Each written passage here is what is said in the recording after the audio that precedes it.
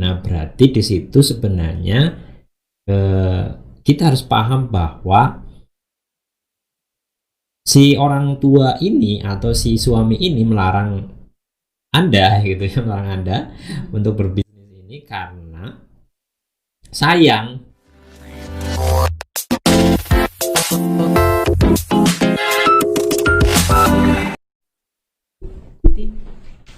Halo, assalamualaikum warahmatullahi wabarakatuh. Semangat pagi, salam Indonesia makmur raya berkeadilan. Ketemu lagi dengan kita. Halo. Latensi nggak? Latensi nggak? Enggak sih. Masa? Coba gerakan lagi. Oke. Mudah-mudahan ini videonya bagus ya, tidak jelek ini karena pertama kali kita coba setting podcast berdua. Ini masih pagi ya, baru sahur kita di hari Kamis tanggal 8 Muharram. Jadi masih sayup-sayup matanya. Mohon maaf kalau misalnya sayup-sayup matanya. Nah, pagi hari ini kita mau ngobrolin apa, Bun? Ngobrolin bisnis yang tidak diizinkan oleh anggota keluarga ya. Ya, ini sebenarnya untuk cerita pengalaman aja ya, untuk pengalaman teman-teman. Barangkali mengalami hal yang sama dengan kita ya. Iya, jadi kita punya pengalaman yang unik yang mungkin bisa di-share pada teman-teman semua. Dan memang beberapa mitra kita ya, Bun, itu mengalami masalah yang sama dengan kita, yaitu ketika kita sudah memutuskan bisnis, ternyata ada beberapa ya, kalimatnya apa jadinya? Jadi mitra kita tuh ada yang ngeluh ke kita bahwa saya nih udah mau bisnis NASA nih, mau aktif tapi nggak boleh sama suami gitu ya. Nah, terus ada yang nggak boleh sama emaknya atau ibunya atau orang tuanya, atau nggak boleh sama kakaknya gitu, nggak didukung lah intinya ya. Betul. Gitu. Nah, gimana sih cara menyikapinya, bagaimana sih solusinya, ayo kita obrolin ya sama-sama, karena kita juga punya pengalaman gitu. Nah, mungkin Bunda, istriku tersayang, dulu kan pertama ikut bisnis NASA ya. Kalau bisnis sebelumnya mungkin karena masih single gitu, nggak terlalu bisa diceritakan. Ketika pertama kali ikut NASA itu kan sudah menikah ya, Bun ya? Ya, sudah menikah tahun 2014 ya kita menikahnya kan. Nah, awal bergabung di bisnis NASA itu tahun 2015, bulan Oktober. Nah, awalnya itu memang belum didukung sama jenengan ya. Sama suami saya. Kamu Nah, kali nggak ada yang nggak tahu jenengan sih. ya sama suamiku ini yang di sebelah saya. Nah, awalnya itu tidak didukung ya, karena mungkin pertimbangan karena bisnis NASA itu mungkin MLM ya. Cuma kan di bisnis NASA kita MLM-nya bukan yang orang makan orang gitu. Jadi awalnya memang belum didukung 100%. Saya cerita, saya mau ikut, awalnya diajak oleh sponsor saya, beliau Ibu Septi Nurhana ya. Awalnya diajak untuk ikut Facebook marketing di rumah mentor kami, di rumah Bapak Ito Suwarto ya. Nah, diajak ke sana, kemudian belajarnya materinya itu kayak mengubah pola pikir gitu loh, dari jualan offline ke online gitu. Nah, saya kok tertarik gitu ya. Terus kemudian sebelum berangkat ke tempat Pak Ito itu memang suamiku bilang, nanti kalau produknya cuma 1-2 gak usah ikut, itu kamuflase katanya. Jadi saya sambil ngeliat gitu ya, oh ini kok produknya banyak banget ya, ada kecantikan, kesehatan, kemudian ada pupuk gitu, pupuk organik, terus ada pengendali hama juga, kemudian ada produk rumah tangga kayak pasta gigi, kecap gitu ya. Banyak banget produknya, kayak Unilever gitu ya. Nah, Sensor. nah itu apa namanya? Jadi ini bukan kamuflase pikir saya ya. Terus kemudian saya pulang, sambil di jalan saya cerita sama calon sponsor saya, karena waktu itu saya belum bergabung ya. Gimana ya Mbak, kira-kira diizinin gak ya sama suamiku gitu. Ya bilang aja apa yang jenengan dapat dari tadi di tempatnya Pak Ito gitu. Kemudian saya pulang ke rumah, saya cerita dari A sampai Z, panjang banget. Nah, cerita bahwa di sana itu produknya nggak cuma satu gitu, banyak banget. Ini kayaknya bukan kamuflase deh, bukan kayak yang kamu bilang gitu kan. Kemudian sama suamiku bilang, ya kalau memang mau daftar aja, tapi nggak usah ikut kumpul-kumpul, nggak usah ikut pertemuan, nggak usah ikut seminar-seminarnya, jualan aja gitu. Karena udah dapat selisih harga gitu kan. Kalau kita sudah jadi distributor atau mitra NASA atau member NASA gitu, kan ada harga khusus ya, jadi beda dengan harga konsumen. Nah, setelah itu saya sih belum begitu, ya memang sudah pengen gabung, cuma belum begitu yakin karena apa saya bisa menjual produk ini gitu kan. Nah, kemudian sama Mbak Septi bilang gini, ya udah iklan dulu aja. Nggak apa-apa Mbak, iklan dulu aja, nanti kalau misalnya ada yang tanya langsung daftar, nanti jadi langsung dapat harga distributor gitu. Kalau ada yang beli iya. Nah, waktu itu awalnya jual Crystal X ya, jual Crystal X 1. Nah, itu langsung saya buru-buru ya pengen daftar. Ya, jadi intinya ketika kan dulu Bunda nggak diizinin sama ayah. Iya betul. Nah itu sikap Bunda gimana ke ayah gitu, atau misalnya reaksinya gimana, terus strateginya gimana sampai akhirnya diizinkan, lalu kemudian bahkan sekarang didukung sepenuhnya gitu. Ya saya awalnya biasa aja sih, maksudnya misalnya tidak diizinkan, saya ya biasa aja, enggak saya mau ini gitu, enggak usah ngelawan gitu, biasa aja. Dan bersikap santai aja, enggak usah buru-buru atau berdebat gitu ya, kita cari titik temu. Iya gitu, titik temu, diskusi kemudian gitu ya.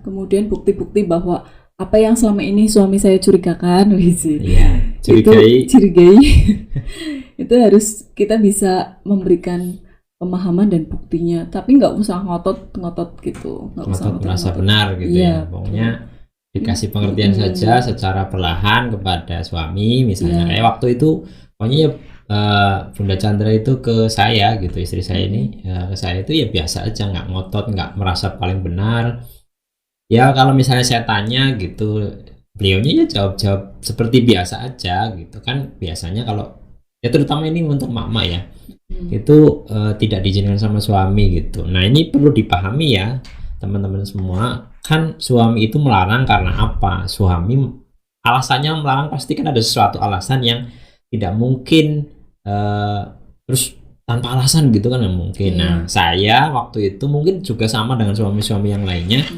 itu berprasangka bahwa semua MLM itu buruk gitu, karena bukan tragedi sih, cerita masa lalu lah, trauma masa lalu bahwa keluarga saya ada yang di prospek MLM dan kemudian bahkan hanya hilang uangnya gitu, nggak tahu kemana.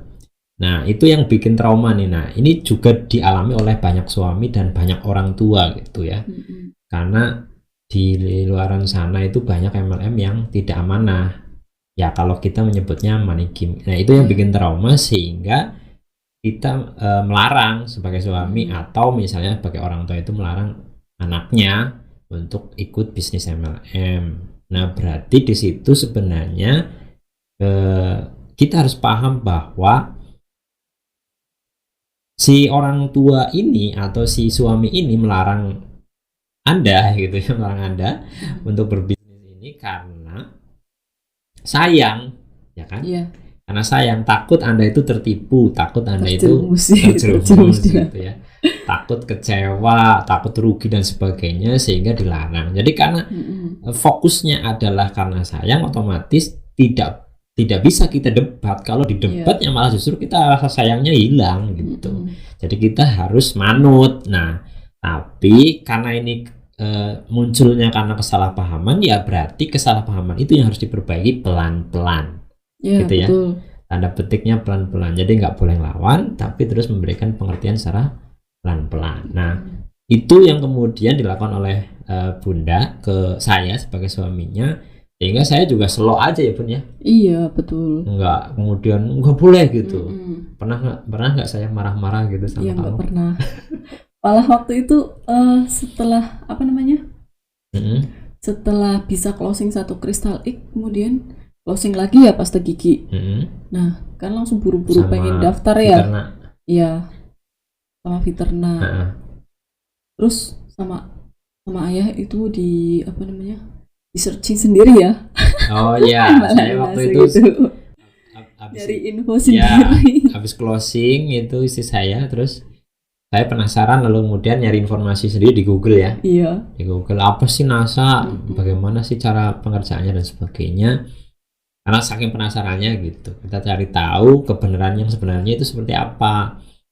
Apakah MLM itu termasuk MLM yang jahat itu yang orang makan orang gitu, atau yang mana gitu. Karena kan MLM sekali lagi ada dua ya, yang mengaku sebagai MLM tapi money game, yang orang makan orang.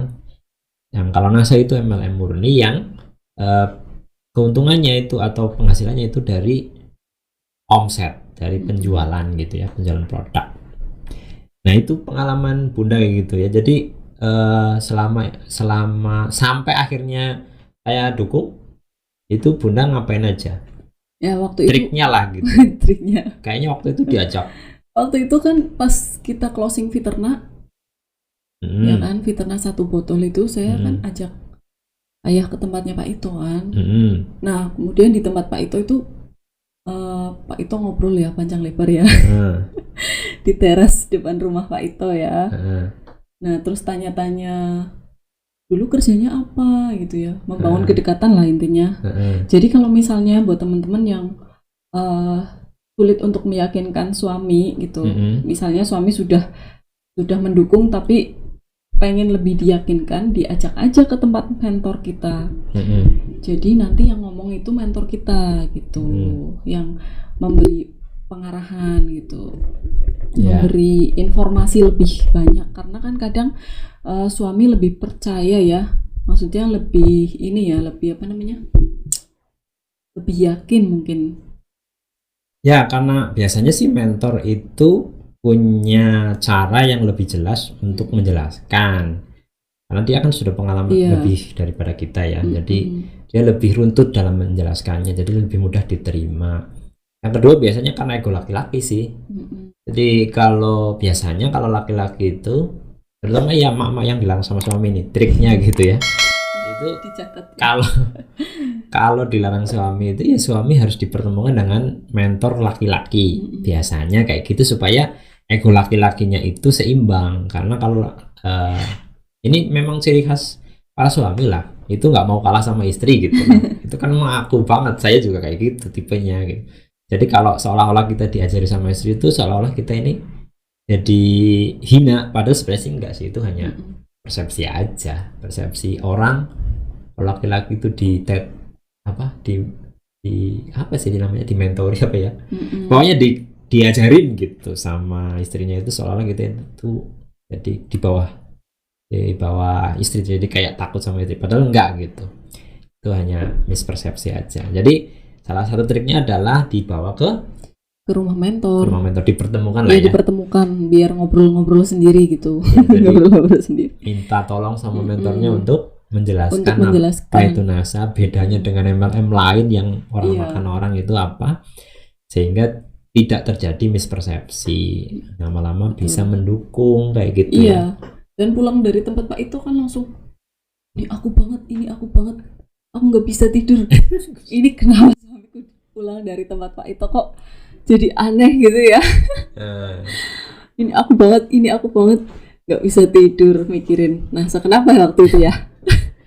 Iya, karena sebenarnya kalau saya waktu itu temu Pak itu dicerahkan ya, sekali lagi saya mispersepsi, salah paham terhadap MLM, jadi saya menganggap MLM itu semuanya jahat gitu. Ternyata kan sampai itu dijelaskan ada yang tadi kita sebut berulang-ulang itu, bahwa ada MLM murni, ada MLM money game. Nah saya itu MLM murni ya, di mana kita dapat penghasilan itu dari omset penjualan. Nah di situ Pak itu memang menjelaskan bahwa karena saya itu dulu itu mantan fasilitator PNPM yang punya darah pemberdayaan. Bahasanya ya, hobinya pemberdayaan, kepengen memberdayakan masyarakat supaya kesejahteraan naik. Otomatis jadi Pak Ito itu menjelaskan bahwa NASA itu bisa memberikan fasilitas, bukan fasilitas sih, intinya dengan NASA kita bisa memberdayakan masyarakat. Kita ketemu sama orang ya, terus kita memberikan ilmu, lalu kemudian orang yang kita temui itu bisa meningkat kesejahteraannya, penghasilannya meningkat. Itu jadinya aku bilang sama istriku, ini bisnis yang aku cari selama ini, ternyata ini aku banget nyari gitu ya. duit tapi juga membuat orang lain punya penghasilan, punya duit juga. Itu kan namanya pemberdayaan, tujuan pemberdayaan yang paling utama itu. Makanya kalau Pak itu waktu itu memang menceritakan bahwa NASA itu seperti lebah itu nyari makan, itu mampir ke bunga, dia ngambil nektarnya tapi tidak merusak bunganya, justru bunganya terjadi yang namanya pembuahan, akhirnya bunganya menjadi biji tumbuh menjadi tanaman baru. Jadi memberi manfaat tapi mengambil manfaat tapi dengan memberi manfaat. Itu yang membuat saya akhirnya justru malah jatuh hati ke bisnis NASA. Tentunya tidak harus bisnis NASA ya, banyak sekali bisnis yang sama dengan NASA ya, yang dia itu memberkahi gitu. Nah itu adalah sepenggal kisah gitu di waktu itu ketika saya belum mengizinkan ya. Iya betul. Belum mengizinkan istri saya Chandra itu untuk ikut di bisnis NASA ya. Di bisnis NASA. Nah, mungkin itu bisa diambil hikmahnya. Nah, terus saya ketika sudah memutuskan ikut aktif di NASA, itu kan kemudian saya itu juga meminta izin sama ibu ya waktu itu ya, ibu saya, ibu kandung, jadi mertuanya Bunda Chandra. Nah itu waktu itu langsung diizinkan nggak? Waktu itu kita pas ke Cilacap ya? Iya, ke Maus kalau nggak salah. Iya, sama ibu kan nggak boleh. Ibu kan ada di pondok ya waktu itu. Waktu itu lagi pondok ya. Nah sama ibu kak disuruh keluar. Iya disuruh keluar, nggak usah ikut yang kayak gitu-gitu gitu. Terus gimana ayah reaksinya? Waktu itu lihatnya gimana Bunda? Aku nggak liatin. Iya. Jadi sama ya, ketika saya datang ke ibu dan meminta izin untuk aktif ya di bisnis NASA itu, reaksi ibu ternyata sama dengan saya, karena memang ya kan basically itu karena trauma juga, karena yang justru yang dulu ketipu itu di money game itu ibu sih. Jadi itu yang membekas ke saya sehingga saya lebih berhati-hati. Lalu kemudian ibu parnonya luar biasa gitu, paranoid banget sama yang namanya MLM. Nah, tahu bahwa saya ikut MLM terus melarang gitu. Tentunya ketika dilarang sama ibu, karena saya tahu prinsipnya bahwa ibu itu melarang karena sayang, ya saya tidak melawan.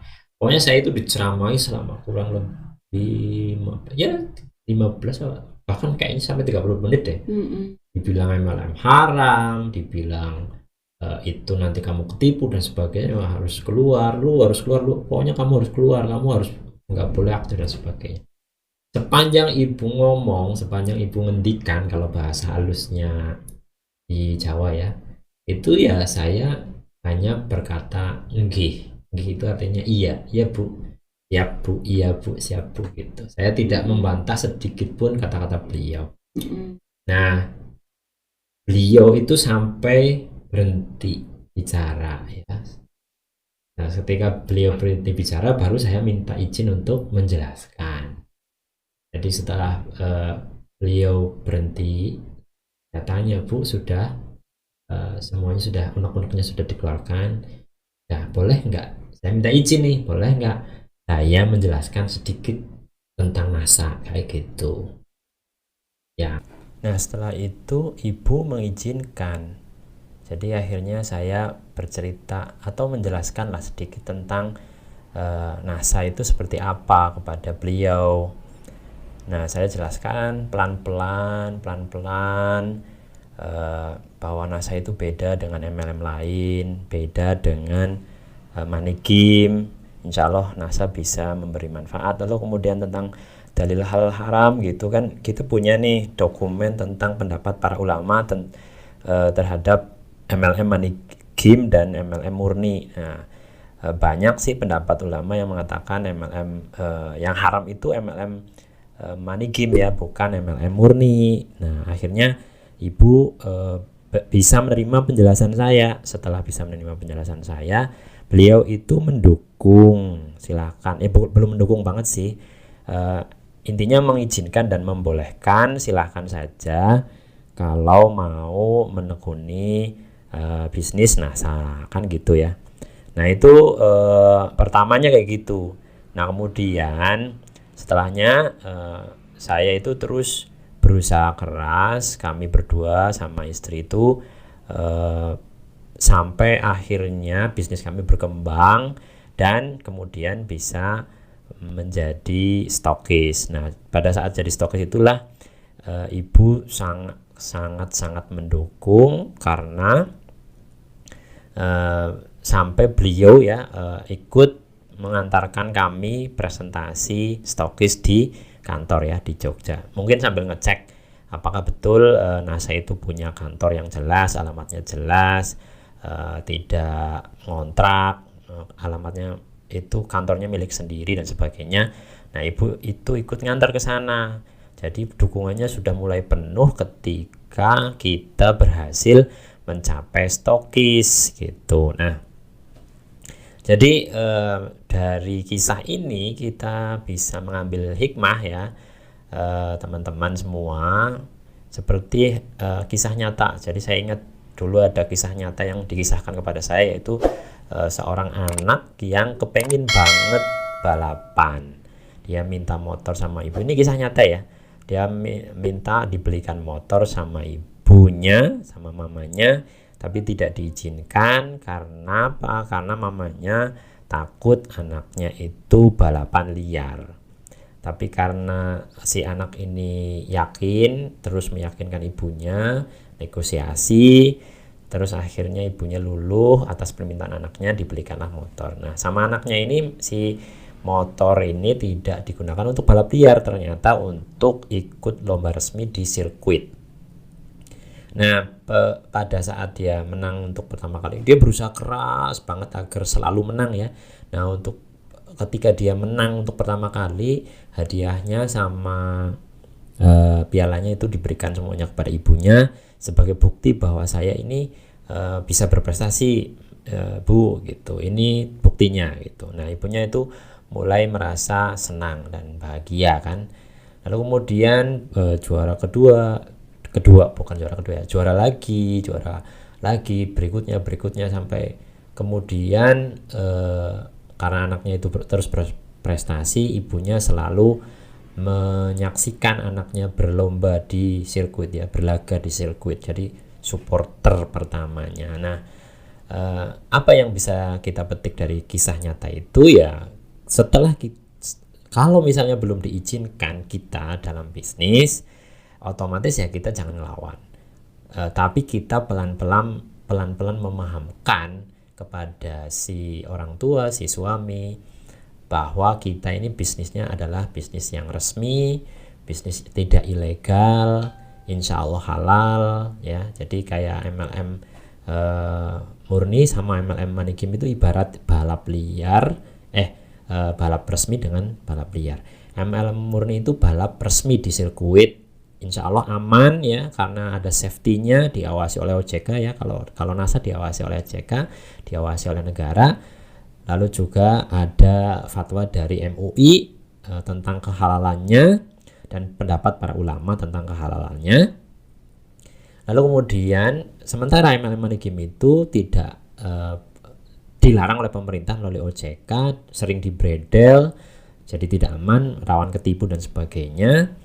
Nah, mungkin orang tua atau pasangan kita itu tidak paham bahwa ada MLM yang memang ilegal, dia money game dan berbahaya, tapi juga ada MLM yang murni, dia itu resmi terdaftar oleh pemerintah,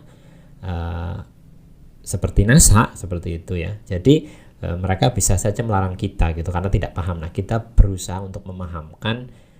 Setelah paham, ya kita jangan coba-coba untuk bisnis yang MLM money game. Jangan coba-coba. Setelah paham, si anak ini kayak tadi itu, si anak ini tidak menggunakan motornya itu untuk balap liar ya, setelah diizinkan sama ibunya. Nah, kita setelah diizinkan, izinkan berbisnis, ya jangan bisnis MLM money game.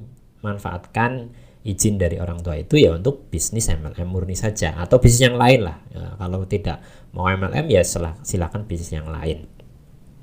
Nah, setelah itu usahakan di bisnis kita itu kita berprestasi. Sama seperti saya berusaha keras bersama istri agar saya berprestasi mencapai level stokis. Nah, pada saat itu kalau ibaratnya tadi anak ikut lomba racing ya, balapan di sirkuit ya, menang hadiahnya dikasihkan ibu ya. Kita juga ketika mencapai prestasi tertentu di bisnis kita ya, ibu menjadi bagian yang harus kita bahagiakan dengan prestasi kita, dengan mungkin materi yang kita dapat dan penghargaan yang kita dapat, agar kemudian semakin didukung dan didoakan.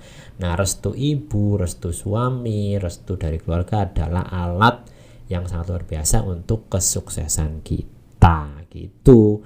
Itu cara agar kita, atau sikap kita yang harus kita ambil ketika ada keluarga yang dilalahnya belum merestui ya, atau menyetujui kita berbisnis. Oke, sampai di sini dulu obrolan kita. Mohon maaf ini tadi untuk suara dari istri saya, Chandra, terputus karena kesalahan teknis.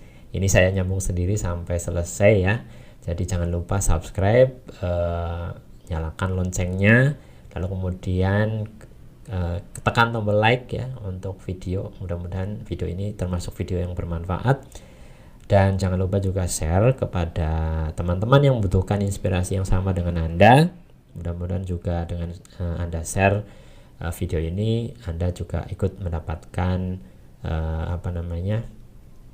mendapatkan pahala karena nge-share manfaat ya gitu ya. Dan jangan lupa cuci tangan sebelum melakukan aktivitas apapun, sehingga kita walaupun meski dalam kondisi new normal tetap jauh dan steril dari virus. Lalu sampai jumpa di video berikutnya. Salam Indonesia Makmur Raya Berkeadilan. Wassalamualaikum warahmatullahi wabarakatuh.